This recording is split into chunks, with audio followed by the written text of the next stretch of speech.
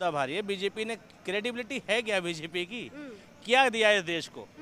मैं कह रहा हूँ बीजेपी इस देश में 5 मिनट एजुकेशन पर नहीं बोल सकती। दम पे दम था, जब 303 थी तो आपके पास दम था, अब आपके पास दम नहीं है।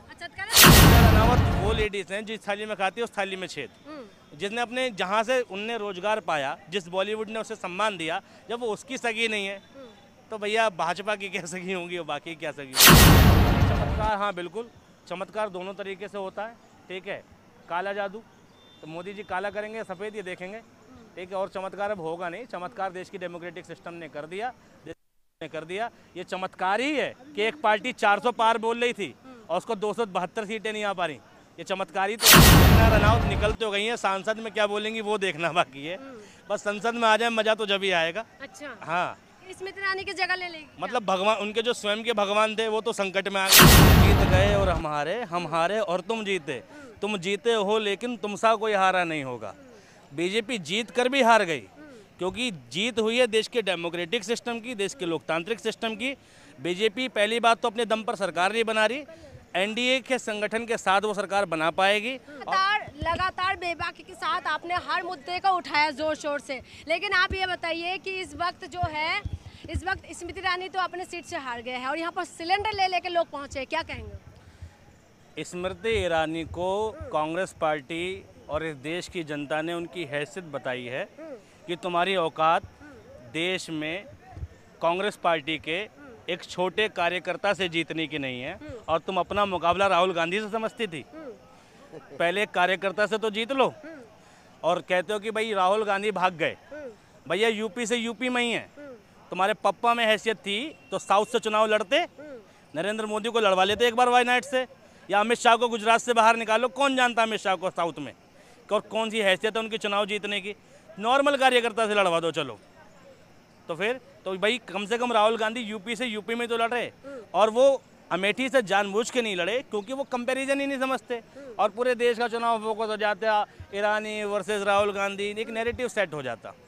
तो ये तो जवाब तो मिल गया कि स्मृति ईरानी की बीजेपी में, इस देश की लीडरशिप में और एज ए सांसद क्या हैसियत है। तो क्या लग रहा है आपको कि ये जो सरकार अब किसकी बनने वाले हैं? ऐसे तो मोदी जी बनने वाले, कह रहे प्रधानमंत्री तो मोदी बने। दूर नहीं हुआ आपका। मैंने बार बार कहा ना, वो लाइन मेरे को बार बार बाइट दे रहा हूँ। मैं कह रहा हूँ कि तुम जीत गए और हम हारे और तुम जीते। तुम जीते हो लेकिन तुमसा कोई हारा नहीं होगा। बीजेपी जीत कर भी हार गई, क्योंकि जीत हुई है देश के डेमोक्रेटिक सिस्टम की, देश के लोकतांत्रिक सिस्टम की। बीजेपी पहली बात तो अपने दम पर सरकार नहीं बना रही, एनडीए के संगठन के साथ वो सरकार बना पाएगी, और उसमें भी नीतीश बाबू का कुछ भरोसा नहीं है। अभी हो सकता है वो शाम तक ही आ जाए, हो सकता है 6 महीने बाद आ जाए, और अगर बीजेपी सत्ता में बैठ भी रही है, जीत भी रही है, तो भी उसके लिए राह आसान नहीं है। ताजमहल बनवा के हाथ कटवाया उन्होंने अपना। सरकार, इसे सरकार बनाना ही भीख में मिल रही है उन्हें, समझो सत्ता।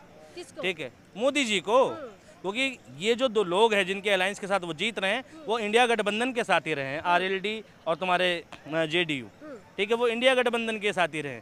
वो तो एंड मोमेंट पे चेंज हो गया। चलो, अगर वो साथ होते तो आज इंडिया की सरकार होती। पलट देंगे, बिल्कुल पलट देंगे। अब नहीं पलटेंगे, 6 महीने बाद पलट देंगे। तो मोदी जी को तो समीक्षा करनी पड़ेगी। कोई भी राज्य की पार्टी अपना अस्तित्व खराब नहीं करेगी। इन्होंने जितनी पार्टियों को अपने में शामिल किया, ईडी, सीबीआई, 29 बड़े नेताओं को अपने पार्टी में भ्रष्टाचारी बोल के बुला लेना, फिर क्लीन चिट देना। देखिए, सभी लोगों को, अब देखिए आज लोकतंत्र बचाने की लड़ाई है। आज लोकतंत्र बचाने की लड़ाई में जितने भी दल हों, जिनके पास एक सांसद हो, 2 हो, 3 हो, 10 हो, 5 हो, वो सब एक पटल पे एक साथ हो जाए और हिंदुस्तान में लोकतंत्र की स्थापना करें। क्योंकि देखिए, ये सरकार किसी भी तरह से आ जाए, कहते नहीं है कि अपने दम पे दम था, जब 303 थी तो आपके पास दम था, अब आपके पास दम नहीं है। अच्छा, दम खत्म हो गए हैं। हाँ, दम तो मोदी जी के भाषणों में खत्म हो गया था।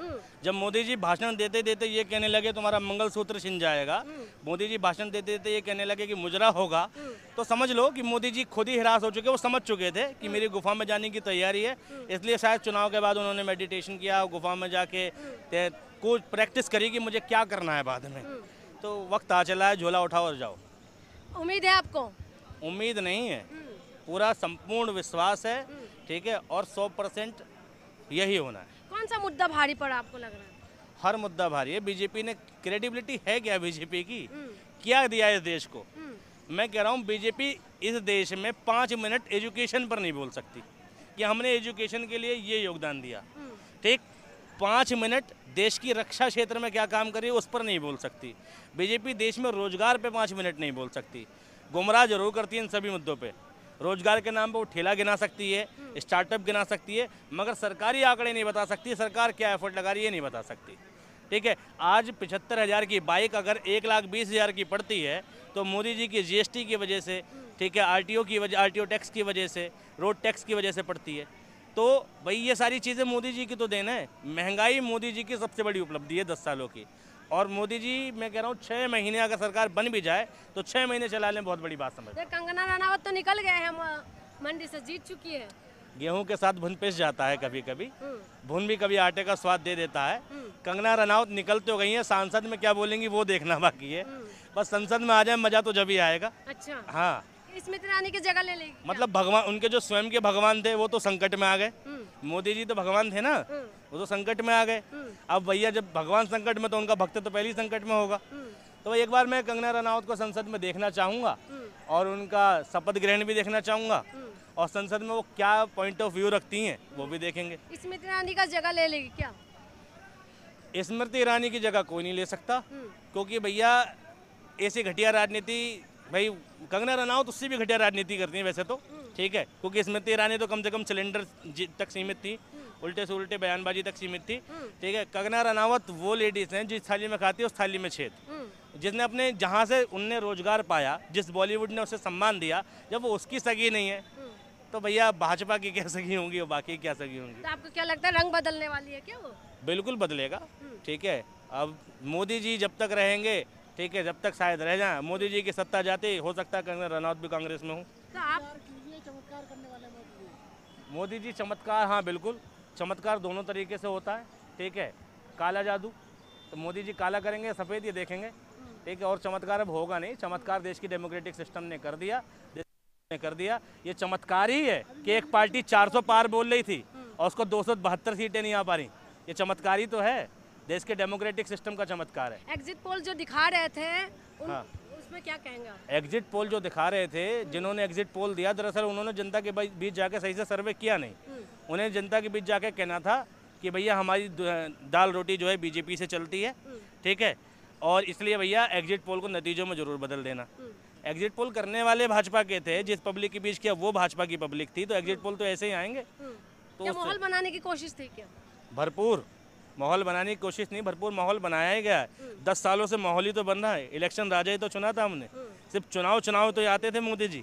देश की समीक्षा के नाम पर क्या करते हैं, 8 बजे आ जाएंगे, नोटबंदी, ये वो, मीडिया में बने रहना, मन की बात में सारी वेस्ट बातें, ठीक है। और उसके बाद क्या, उसके अगर सीट कम आ जाता तो आप लोग ईवीएम का रोना रोते, लेकिन अब ईवीएम के सवाल नहीं कर रहे। हाँ, ये भी एक मुद्दा है। इतना सवाल देश के ईवीएम पर हुआ, ठीक है, इतने ज़्यादा प्रश्न चिन्ह देश के चुनाव आयोग पर लगे, उसके बाद इतनी सतर्कता से इतने निष्पक्ष निर्णय आए। अब लोगों का भरोसा थोड़ा सा ईवीएम और चुनाव आयोग में सुधरेगा, लेकिन ये भी तब पॉसिबल है जब ईवीएम के खिलाफ इतने आंदोलन चले और इतने सवाल चुनाव आयोग पर उठे और चुनाव आयोग को इतनी प्रेस कॉन्फ्रेंस करके स्पष्टता देनी पड़ी। अगर ये सब ना होता तो शायद इतने सटीक नतीजे आज भी ना होते। ठीक है, बहुत बहुत धन्यवाद।